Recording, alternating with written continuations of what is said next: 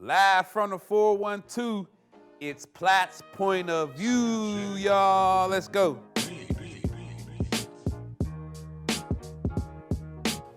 What's up, everybody? I'm Platt, and this is Platt's Point of View, where I give you my opinion on sports locally and nationally.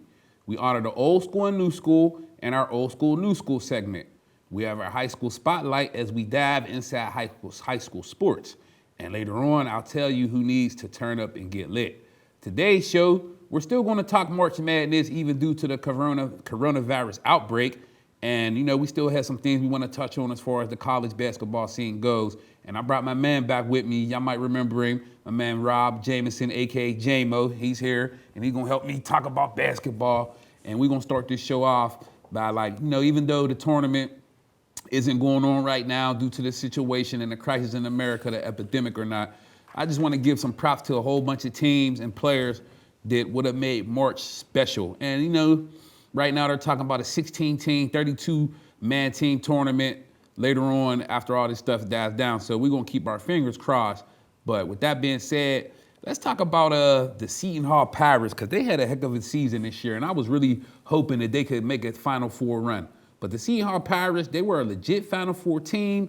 They're experienced, they were deep, versatile, well coached. They could score, they could defend, and they could play big or small. They have a superstar in combo guard Miles Powell, 21 points a game.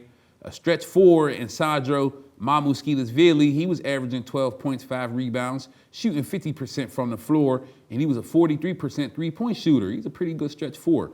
Center Romaro Gill, he was a straight shot blocker at 3 blocks a game. And the Seton Hall Pirates were ranked in the top 10 in defensive efficiency, so it's just crazy. But next up, Atlantic 10, the Dayton Flyers. Man, they was going to make some noise in the tournament. The Dayton Flyers had one of the deepest and most balanced teams in the country. They were led by potential top 5 and potential college basketball player of the year, 6'9" forward Obi Toppin. And shooting guard Trey Landers, he was pitching in at about 10 points a game, 6 rebounds, shot 56% from the floor, and he was averaging about 1.3 steals per game. And the Dayton Flyers, they had a host of talented transfers, and they were going to be real fun to watch in March, y'all. So I was just telling people, don't sleep on them. The Dayton Flyers was going to make some noise, and it was one of my Final Four picks. But also, let's talk about the Big East, the Butler Bulldogs. Former coach Brad Stevens left the Butler program in 2013 for the NBA. Many people expected the program to fall off. Nope. Coach Jordan has the Butler Bulldogs peaking. Well, he had them peaking at the right time.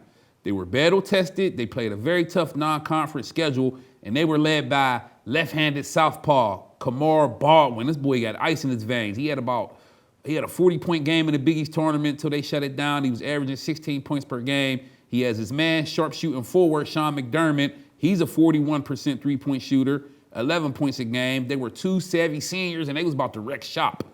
But they also had their man, Jordan Tucker. He's a forward. He provided a good offensive spark. The Butler Bulldogs, they were monsters on the defensive glass and guarding the three-point line. So they were another good team that I wanted to see get a shot. Also, people slept on the St. Mary's Gales from the West Coast Conference. They was another team that was about to make some noise in the tournament. The Gales were one of the most consistent mid-major programs, winning 20 games or more for 12 straight seasons and at least 25 wins 9 times. Senior guard Jordan Ford, he's the heart and soul of St. Mary's. He was the top scorer at 20 points per game, 42% three-point shooter. He's very quick and aggressive. He's another one. When it's clutch time, he want to take the shot. He's going to hit it. He had a 40-point game against Pepperdine recently before everything got shut down. His man Malik Fitz, he's a forward. He could play inside or out. He was a 40% three-point shooter. He's a matchup nightmare. And they had a big 7'3", Aaron Menzie. He was anchoring the middle. The St. Mary's Gales, they would have been a very formidable, scary matchup in the NCAA tournament. Ooh, y'all lucky. Next, how about the San Diego State Aztecs from the Mountain West Conference? They were the real deal. They were undefeated for a long stretch. They won about 25 games till they lost. San Diego State, they've made the NCAA tournament 7 out of the last 10. They're the 4th most efficient team in the nation and one of the most balanced teams in the country. The Aztecs don't commit many turnovers, just 16% of their possessions, which ranked 23rd in the nation. They were led by stud point guard Malachi Flynn. He was averaging 17 points a game, 5 assists, 44% from the floor, and he was a 38% three-point shooter. He had his man-winning forward Matt Mitchell. He chipped in at 12 points a game. He's another matchup nightmare, 5 rebounds a game, 47% field goal shooter, and 42% from three-point range. The Aztecs are a top 20 offensive and defensive efficiency team. With the NCAA tournament up for grabs and no clear-cut favorite, the San Diego State Aztecs, they were looking to make some noise until the tragedy. But they had a good year, and hopefully they can, get back, and we'll see what happens. But next up, another team people didn't talk about, Northern Iowa out of the Missouri Valley Conference. Head coach Ben Jacobs' team had the ingredients to be a March Madness Cinderella team. They were led by guards A.J. Green at 19 points per game and Trey Burhow at 14 points per game, and he's a 47% three-point shooter. They formed a solid, dynamic backcourt. Also, they had 6'9" banger Austin Fife. He provides an interior presence for one of the best three-point shooting teams in the nation. They were shooting 39%, and that ranked 4th nationally from the three-point arc. They were another team that you would have had to guard them from the three-point line. Also, Florida State, the ACC champs. Yes, Coach Leonard Hamilton, he keeps a balanced, deep offensive roster. He plays up to 9 to 11 players. They were led by guards Devin Vassell at 12 points per game. He's a 41% three-point shooter. Trent Forrest had 11 points per game, 4 assists. MJ Walker was averaging 10 points per game, and they had 5-star freshman recruit Patrick Williams, who is no slouch either. The Seminoles have plenty of length and athleticism and depth and will always compete at a high level defensively every game. Florida State was blocking 16% of its opponents' 2-point attempts. That was the highest mark in Division I. And they were forcing turnovers on 24% of their opponents' possessions, which ranked 8th in the nation. So Florida State was another team. My man Jamison was telling me about the Kentucky Wildcats and about how they had a couple players, and they was another team that could have made noise, man. John Calipari keep a good squad, Jamison. So, absolutely. John Calipari, good recruiter, always got top players. I just like the way they started off the season. They wasn't projected to do much this season, right, honestly. They started to come along towards the end of the season. And the 5-star recruit Montgomery, he started to come along as the season was going on. Yes, he was. He only averages 6 points per game, but he got better during the season. Right. And I felt like coming into the tournament, if things would have happened, I felt like they would have made some noise in the tournament for sure. Yeah, I like Kentucky a lot. I was a big fan of Ashton Hagans and Tyrese Maxey. Absolutely. Hagans was coming into his own. I think he was just coming off a 25.9 assist game recently against Florida or Vanderbilt, one of them teams. But I like him. I think he has potential to be a good NBA explosive guard. Absolutely. Like, I like Kentucky a lot. And it's just a shame, man, that we don't get to see this. Like, because I just wanted to see all these teams battle, all these different styles, and tempo, different coaches, and it's just crazy, man. It was up for grabs this year. Oh, my goodness, man. It would have been more lit. than previous years. It would have been so lit, J-Mo. Everybody had a shot. Man. But with that being said, man, we're going to talk about some other players, too, in the college game, J-Mo. Some players that possibly could get drafted, and some of these guys are like players that probably could have carried their team to the national championship game. You know what I'm saying? Some sleeper guys. Right. And we're going to start with Oregon point guard, my man, Peyton Pritchard. If you ain't see Peyton Pritchard play, you needed to watch him. 19 points per game, 4 rebounds, 6 assists. He's a 46% shooter from the floor. He was shooting a 3 at 38%. Peyton Pritchard is the first player in Pac-12 history to reach 1,700 career points, 600 career assists, and 500 rebounds. Straight baller. Next up, Dayton forward. This guy's probably going to be the college player of the year if the season starts back up. I'm talking about Obi Toppin. He was averaging 19 points per game, 7 rebounds, shooting 62% from the floor. Dude, this guy had 10 dunks in one game this season. That stuff Shaq did. It's 20 points, 10 dunks. You know what I'm saying? He's the best in-game dunker in college basketball. You watch his highlights, he's doing reverses, 360s. Oh, man, in the game, though, like fast breaks, he's dunking over people. Man, he's definitely box office. But another guy, Duke center Vernon Carey. He's probably going to leave for the NBA, but he was another guy that could have carried Duke to that title game. He was averaging 17 points per game, 8 rebounds, 58% shooter from the floor. And for him to be a big man, southpaw, he was shooting 38% from three-point range. So he's giving you inside and outside game, and Coach K would have had him lit for the tournament. They would have fed off of him, and who knows?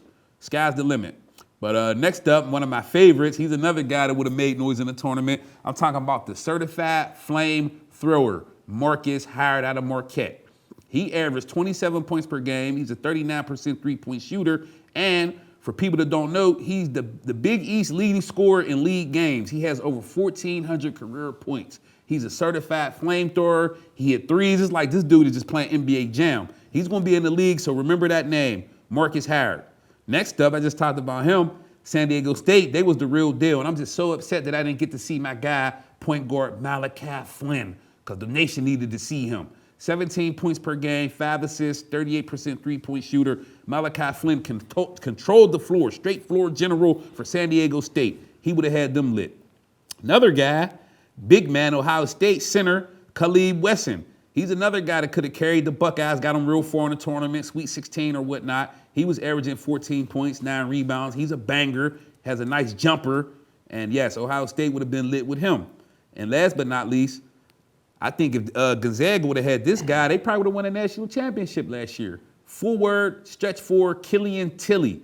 13 points a game, 4 rebounds, shooting 50% from the floor, 39% three-point shooter. He missed 22 games last season due to foot and ankle injuries. So that was just sad for him, J-Mo. Yeah. You know what I'm saying? But a lot of them dudes on that list, man, some of them dudes are going to be in the league, G League. It's some ballers, man. Looking forward to seeing them. Yes, definitely. Got to see them in the tourney. Oh, I know. It's just they sad, got that man. exposure. Yes, definitely, man. Heck yeah. So next up, even though it's not no Final Four, like I had a couple teams, J-Mo, that I had picked that I had kind of going for, and I'll tell you my picks. Then you can just tell me who you liked. So I liked Seton Hall. I liked Michigan State. I liked San Diego State, and I liked Dayton. And I pretty much had Michigan State winning the NCAA tournament. I thought Cassius Winston was going to carry them, and I thought they was going to be lit. But I also was leaning towards Seton Hall, man. Yeah. So what teams did you like? I like Seton Hall, honestly. I mean, I just like how solid they've been, honestly, for the last couple of years. Right. And they tournament built, tournament tested. So I like the Seton Hall, but you know, I go with the traditional school, Kentucky, Duke, of the world. The Blue Bloods. Yeah, the Blue Bloods. But I definitely, out of all the schools, though, I like the Seton Hall. Yeah, me too. It was something about that Miles Powell, man. Yeah. It's just a shame he can't get the end of senior season like that. He just put on Twitter, I'm going to miss y'all, goodbye. Yeah. And I'm just like, damn, man, you was nice, man. I wanted to see you get a run because they had the ingredients. Absolutely. Big man, stretch four. They got him. Oh, they was loaded, man. They could play defense. You know they always want defense. Exactly. So, yeah, man, them dudes, man, it's just crazy and sad and, so on, man. So next up, let's go to our old school, new school segment. Old school, new school, youngest take notice. Old school, new school, youngest take notice. Old school, new school, youngest take notice. Old school, new school, y'all. All right, first up, old school. I'm talking about right fielder Larry Walker. He played for the Montreal Expos, the Colorado Rockies, and the St. Louis Cardinals. Larry Walker had a career batting average of .313. He hit over 2,160 hits he had. He had 383 home runs, and RBIs, he had 1,311. He was a 5-time All-Star. He was the National League MVP in 1997. He was a 7-time Gold Glove Award winner. He was a 3-time Silver Slugger Award winner. He was a 3-time Major League Baseball batting champ, and also he was the National League home run leader in 1997. Baseball Hall of Fame recently added Larry Walker to their Hall of Fame, pardon me, y'all. So, Larry Walker was a cold-blooded slugger with the bat. Larry Walker is the first player in more than 60 years to hit at least .360 in 3 consecutive seasons, from 1997 till 1999. His career numbers would be way better, but his 17 years in the majors was cut short due to numerous injuries. Plus, the Major League Baseball, they was on a player strike in 1994-95 season, which affected his career totals. So Larry Walker, man, I remember he used to hit the ball, him and Andres Galarraga. They was loaded, man. They wish he would have got a ring, though. But he was a cold-blooded slugger, man. Clack, clack, clack, clack, every time he's up to bat. The reason why people was wearing the Colorado Rocky hats, if you want to be honest. Exactly. He put that team on the map. Yes, impact. Big time. Big time. Yes. In new school, how about Oregon point guard Sabrina Ionescu, 5'11", She's averaging about 17 points per game, 9 rebounds, 8 assists. She won the John Wooden Award in 2019. She won the Wade Trophy, which is the women's best female hooper, in 2019. And also, she's the United States Basketball Writers Association National Freshman of the Year.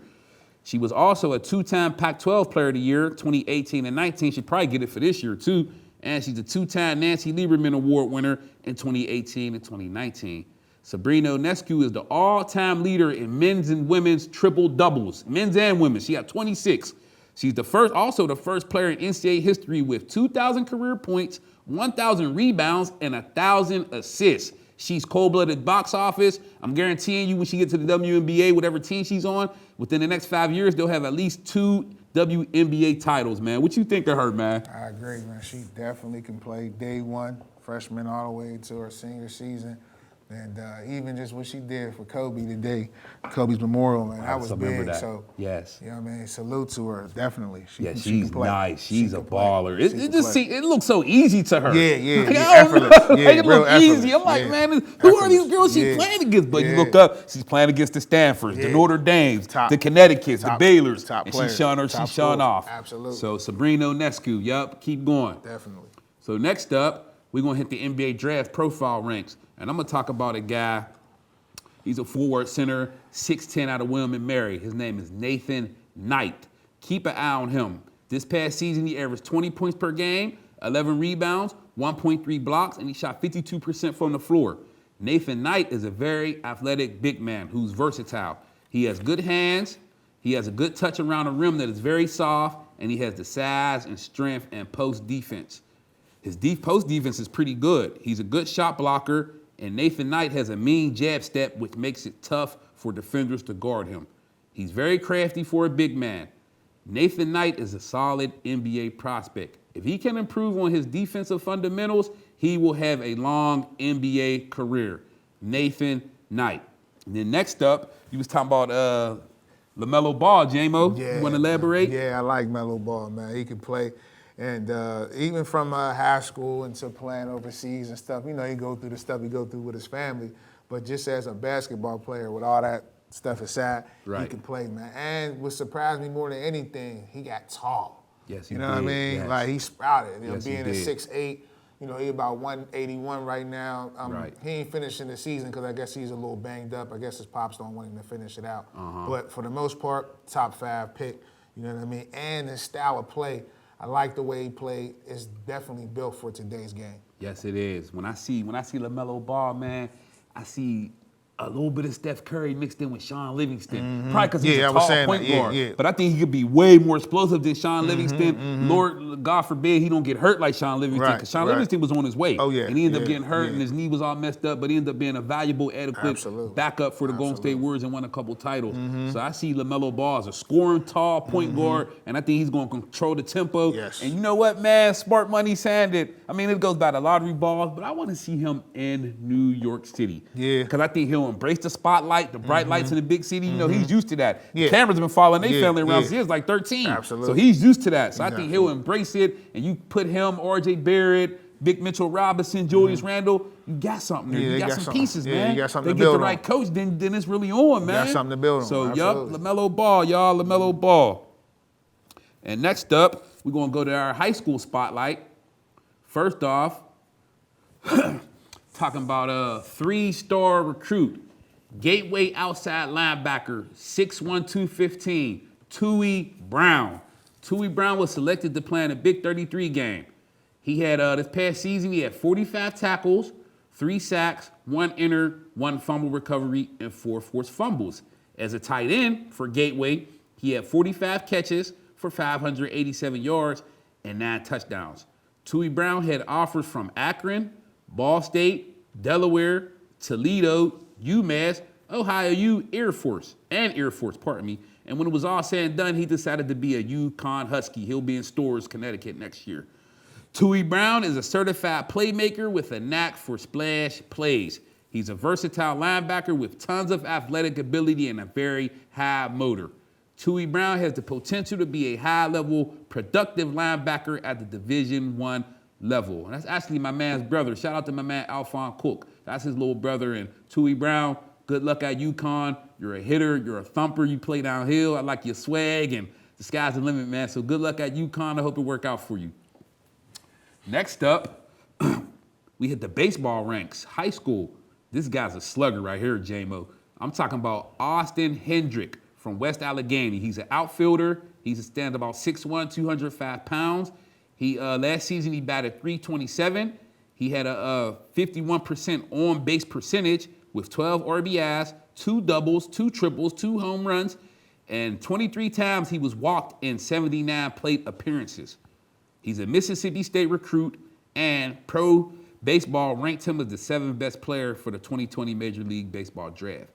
Some scouts believe Hendrick is the best pure hitter in this year's class. He has barbarian power and elite bat speed. He has a very good arm strength, and his throws are very accurate. Scouts predict he can be a 30 to 40 home run hitter in the big leagues.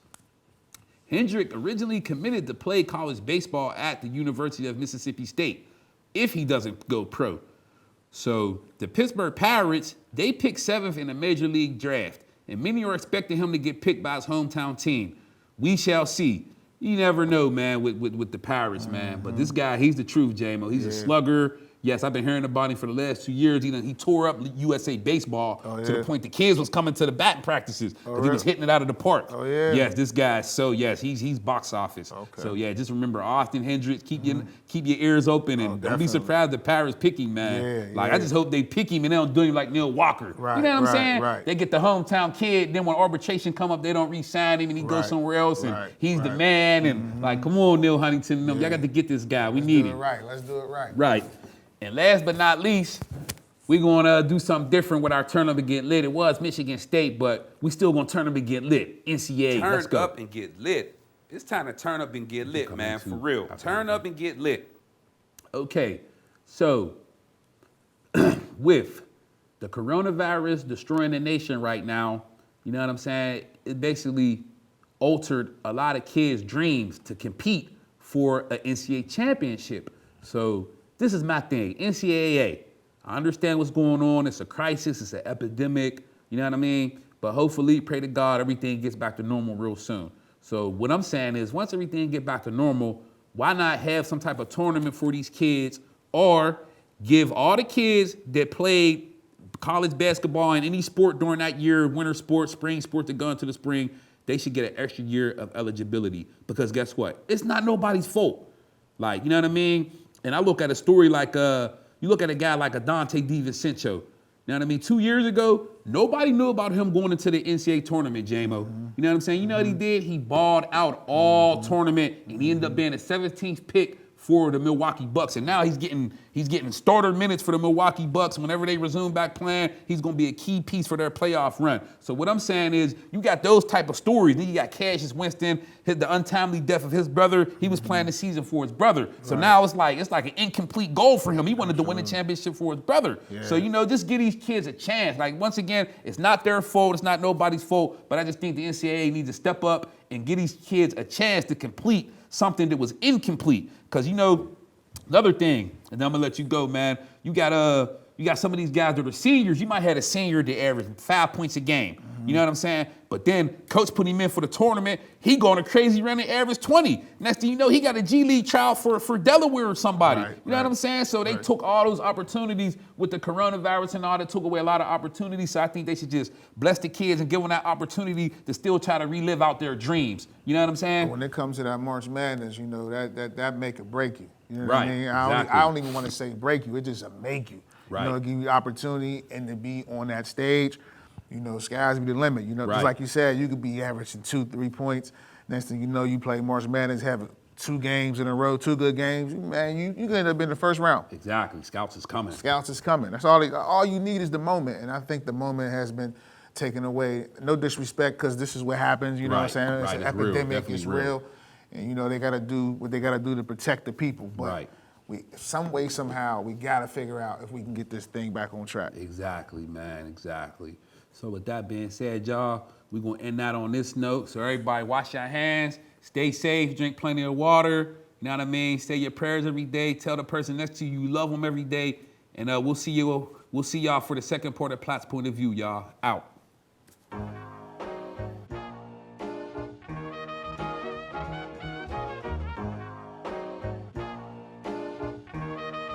CJ on the